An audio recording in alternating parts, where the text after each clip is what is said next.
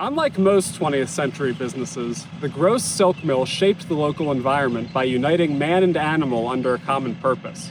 Human interests were represented by William F. Groce, his employees, and the town of Selinsgrove at large.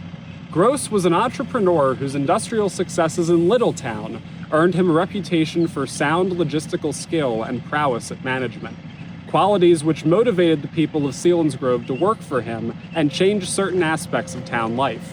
The most notable was shuttering a fireworks factory operated by Phil S. Steele and clearing the land behind me to make room for Groce's enterprise.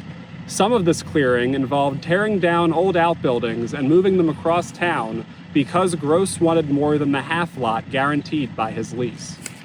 The silent partners in Groce's mill were the colonies of silkworms from which he made his product. The worms were shipped to the factory floor in units of 300 colonies and superheated after making their cocoons so that they wouldn't ruin the fabric by breaking out of it. Their presence drew machines to the factory floor, which made the surrounding air damp and humid by filling it with steam and heated water. At least, it would have without Groce's intuition. In the interest of his employees' health, he quickly overhauled the factory's structure to allow for more air circulation. The success of his silk at local markets, a direct result of the worm's hard work, motivated Groce to acquire farmland adjoining the rear of his property so that he could build his own power plant. Worm-motivated appeals also found their way into the local legislation.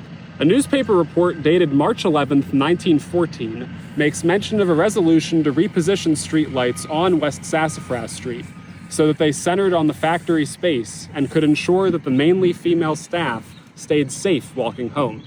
14 years later, the worm's prominence brought W.F. Groce enough prestige to modernize Selinsgrove more directly.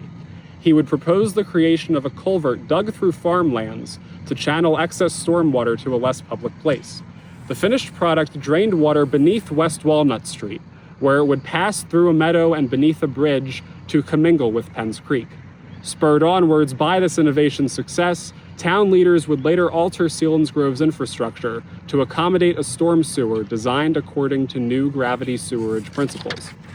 The spirit of discovery which the worms imparted lasted long after the factory's closure in 1999, when it became an auxiliary science building for Susquehanna University. But, with the balance disrupted, nature refused to let its existence continue. The building's foundation became so weak that the university was forced to demolish it in 2017. While the students who pass it every day never knew it was once there, the community and the worms will always remember.